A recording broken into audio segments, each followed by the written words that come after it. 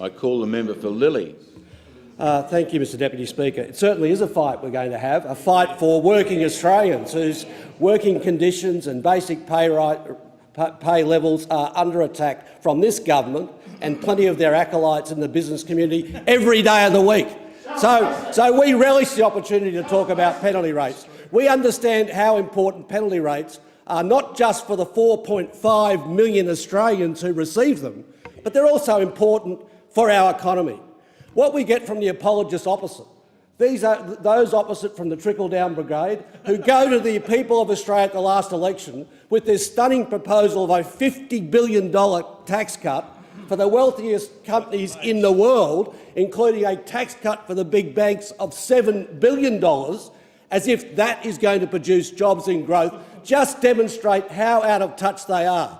Because there is one thing that the last election did. It demonstrated that the Australian community won't buy your trickle-down economics.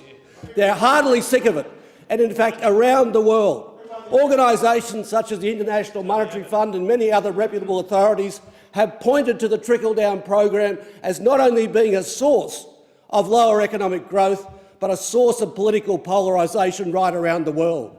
And Exhibit A here is the economy of the United States, where the wages of the middle class have been ripped to shreds in recent years and greater armies of working poor have been created on the back of a minimum wage of $7 or $8 an hour. So those opposite come into this House and argue that we should take down our minimum wage, we should erode the pay and working conditions of some of the poorest people in our community by ripping into their penalty rates. Well, I can tell you this. We relish this debate.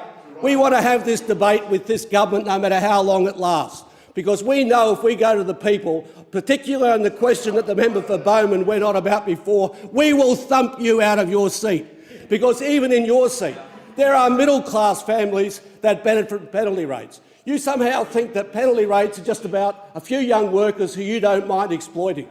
Penalty rates build the wage of many middle-class families in our community, kids who are going to university, second income earners that are reliant on a few extra hours a week.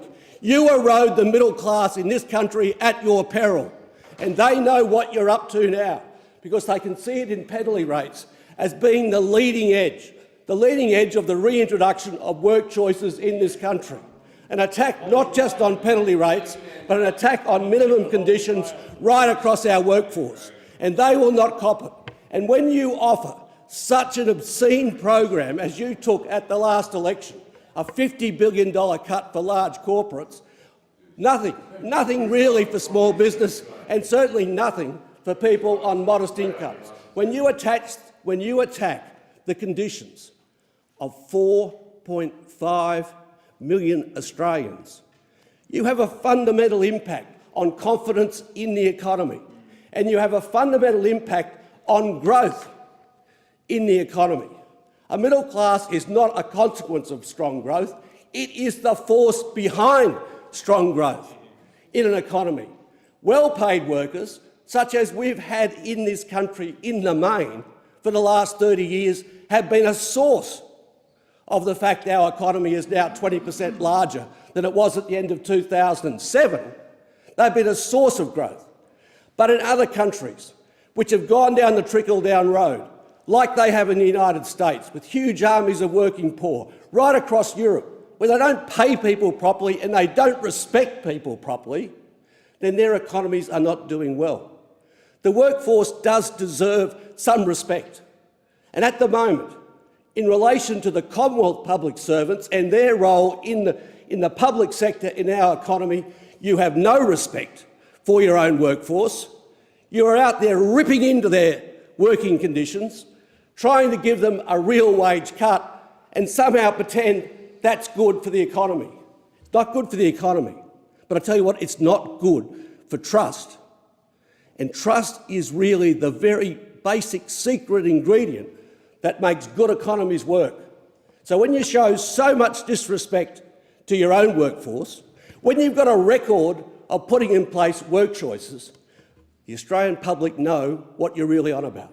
So don't come in here and preach about small business. Small business depends upon the purchasing power of the low and middle paid in our community if they're going to do any business. And don't go on about coffee shops. Who's going to buy the coffee if you continue to erode the wages and Member's working time has conditions of the expired. people. I thank the